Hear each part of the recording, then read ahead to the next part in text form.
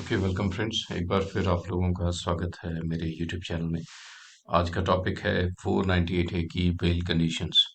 सो जब भी हम अपनी बेल अप्लाई करते हैं और फॉर्चुनेटली जब वो ग्रांट होती है, सो कोर्ट कुछ कंडीशंस इम्पोज करती है जिन्हें हमें फुलफिल करना होता है।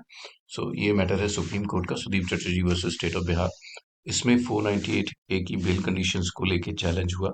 सो मैटर पहुंचा सुप्रीम कोर्ट और सुप्रीम कोर्ट ने कैसे इस ऑर्डर को मॉडिफाई किया, अपना इंटरप्रिटेशन दिया। सो आइए देखते हैं इस रूलिंग में। सबसे पहले स्टार्टिंग होती है एक लैटिन मैक्सिम से, लेक्स नॉन कॉजेट एड इम्पॉसिबिलिया। Means the law does not compel a man to do what he can not possibly perform. So ऐसी कोई चीज़ हम खुद से कह नहीं सकते जो हमें लीगली परफॉर्म करने में आगे दिक्कत आएगी। सो एक स्टार्टिंग की इस जजमेंट से वंस अगेन मैट्रिमोनियल का एक डिस्प्यूट हुआ जिसके अगेंस्ट एक एफआईआर लॉन्च होती है। हस्बैंड जाते हैं एंटीसिपेटरी बेल के लिए, और वहाँ एंटीसिपेटरी बेल में जो कंडीशंस होती हैं उसमें एक कंडीशन आती है एफिडेविट पे टेंडर करने के। मैं पढ़ रहा हूँ आपसे क्या कंडीशंस थी।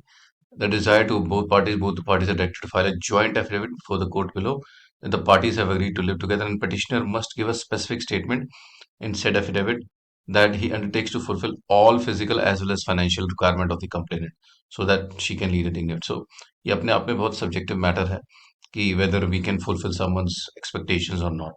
So ये कभी भी we cannot quantify it और we cannot put it into tangibles. So ये इस कंडीशन पे प्रोविजनल बेल मिली थी, जो एक अपने आप में एक बड़ा वाइड इंटरप्रिटेशन है। बाकी जो श्योरिटी की कंडीशंस थी वो तो थी कि आपने 10,000 तक की बेल बॉन्ड फर्निश करने हैं और हर डेट पे पेयर होना। जो बाकी कंडीशंस 438 ऑफ 2 ऑफ सीआरपीसी करता है। सो सुप्रीम कोर्ट ने 438 की बेल कंडीशंस को एक बार दोबारा से दोहराया। Gurbaksh Singh versus state of Punjab भी एक जजमेंट थी जिसमें जो प्रोसीजर्स हैं, जो कंडीशंस इम्पोज होती हैं 438 अंडर सेक्शन 2 में, तो उन कंडीशंस के बारे में जिक्र किया जाता है कि जो अपने आप में एनफोर्सेबल हों, यानी कि पॉसिबिलिटी हो उनकी फुलफिल करने की। दूसरी Parvez Nooruddin Lokhandwala versus state of Maharashtra, इसमें भी यही चीज डिस्कस की है। The conditions which are imposed by the court must bear a proportional relationship to the purpose of imposing conditions. So ये बातें करते हैं कंडीशंस जो आप इम्पोज करते हैं। अब जब हम इस केस में आते हैं डाइवोर्स प्रोसीडिंग्स में, जहाँ पे ये दो स्टेटमेंट्स दी गई थी कि आपने एफिडेविट पे अंडरटेक करके देना है कि आप हर फिजिकल कमर्शियल जितनी भी आपकी फाइनेंशियल है, आप सारी ज़रूरतें पूरा करेंगे। सो ये अपने आप में एक चैलेंज रहता है सभी फैमिलीज के लिए। मे बी और मे नॉट, हस्बैंड समटाइम्स कर पाते हैं, समटाइम्स नहीं कर पाते।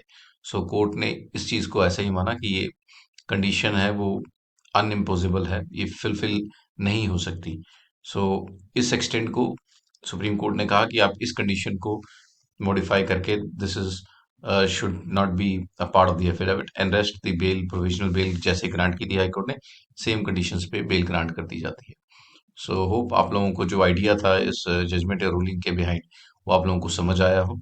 सो जो भी अपना मैटर्स 498 परस्यू कर रहे हैं उनके लिए एक बहुत लैंडमार्क जजमेंट है ये सुप्रीम कोर्ट की, अगस्त 2024 की। सो इन केस अगर आपको लगता है कि आपको और इन्फॉर्मेशन चाहिए इस टॉपिक पे, आप मेरी वेबसाइट legalseva.net को देख सकते हैं। मेरे चैनल को लाइक सब्सक्राइब जरूर कीजिए, मैं वैसी वीडियोस आप लोगों के लिए बनाता रहूंगा। Thanks for watching. Thank you.